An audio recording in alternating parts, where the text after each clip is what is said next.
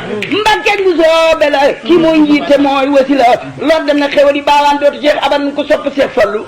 Né le 27 juin 1888 à Darussalam, jour d'anniversaire de l'ascension de Mohammed sallallahu alayhi wa sallam. Cheikh Fallou Mbacké, de son vrai nom Cheikh Mohammed Fadal Mbacké, est le second fils de Cheikh Ahmadou Bamba Khadim Rassoul. Sa mère, Sokhna Awa Bousso, appartient à une famille de grands érudits qui a donné plusieurs imams à Touba. Fallou Awa Bousso fait ses études coraniques auprès de Serigne Dame Abdourahmane Lo, où il mémorisa le Coran. Il poursuit ensuite des études de théologie auprès de son oncle Mame Mor Diarra Mbacké. Il termine ses études en sciences religieuses, lui et son frère Cheikh Mouhamadou Moustapha Mbacké, auprès de leur père en Mauritanie. Il fit le pèlerinage à la Mecque en 1828 afin de réaliser le souhait de son père qui n'a pas pu réaliser cette œuvre. Il devient khalife général des Mourides le 19 juillet 1945 après le décès de son frère aîné, Cheikh Moustapha Mbacké. Il poursuit farouchement les travaux de la construction de la grande mosquée de Touba, qu'il inaugure le 7 juin 1963. En effet, Cheikh Fallou était supposé être crédité du don de voir se réaliser toutes les prières qu'il formulait, comme s'il donnait des ordres aux éléments. Il était aussi très proche du président sénégalais Senghor, chrétien de confession qui lui soutenait dans un pays où la majeure partie du peuple est musulman. Cheikh Fallou Mbacké est rappelé à Dieu le 6 août 1968 à Touba. Il est remplacé par son frère cadet, Cheikh Abdou Ahad Mbacké, à la tête de la confrérie mouride.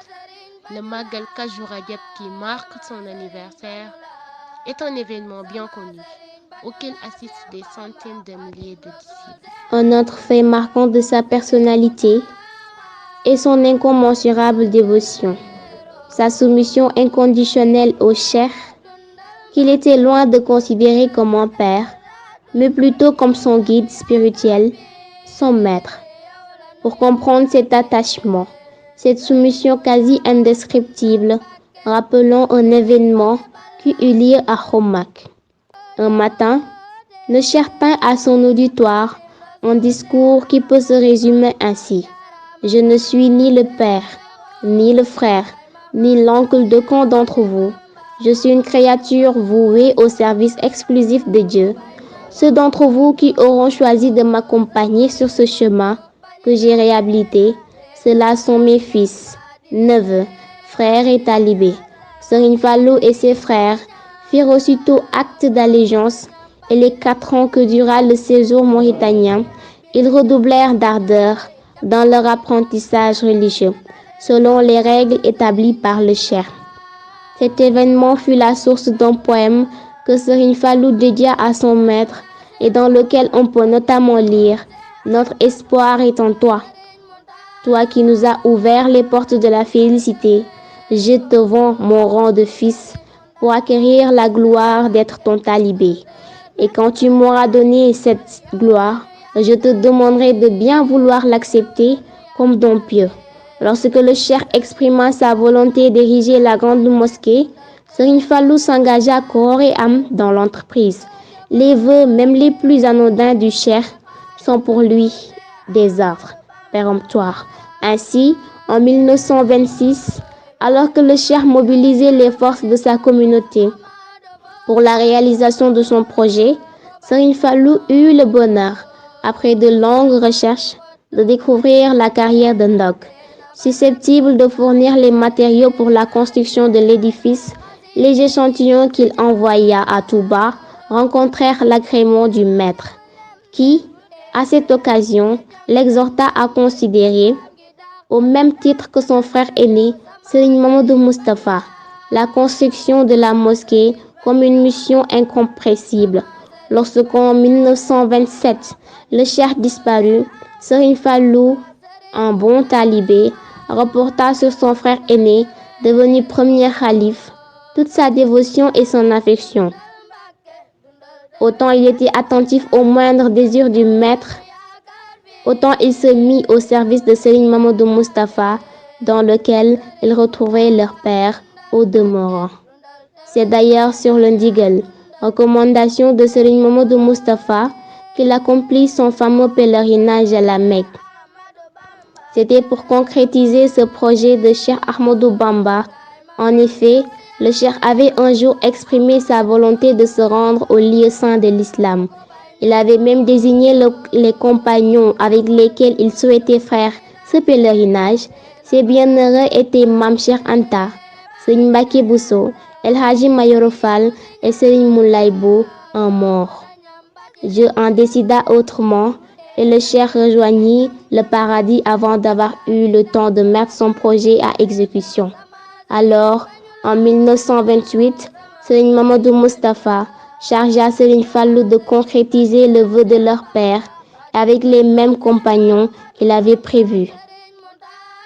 Les péripéties de ce voyage furent tellement riches en événements quasi miraculeux que la communauté mouride n'est pas loin de croire que Serigne Fallou est en réalité une réincarnation de Serigne Touba.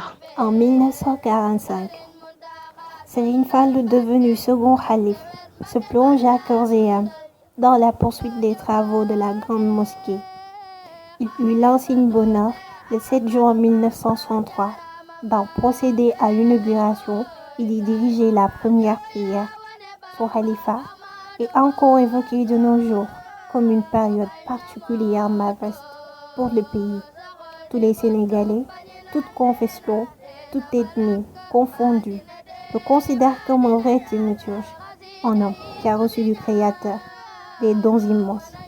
Les anciens se rappellent que son avènement a coïncidé avec l'éradication de l'épidémie de peste qui a décimé le pays vers la fin de la Seconde Guerre mondiale. Ce guide charismatique a laissé le souvenir d'un homme convivial, doté d'un très grand sens de l'humain et particulièrement doué pour trouver le bon mot destiné à détendre l'atmosphère et à mettre à l'aise ses interlocuteurs.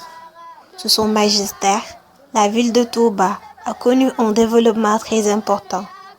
En effet, il a fait procéder au lotissement et à l'électrification de la cité, tout en améliorant les infrastructures existantes. Il a fait bitumer les routes et a installé un premier forage à Darou Marnane pour l'approvisionnement en eau. La grande mosquée porte sa marque indélébile et lui doit les 5 majestueux minéraux qui la signalent à des kilomètres à la ronde et dont la plus grande est dénommée Lampe Fall, en hommage de Mame Cheikh Ibrahima Fall.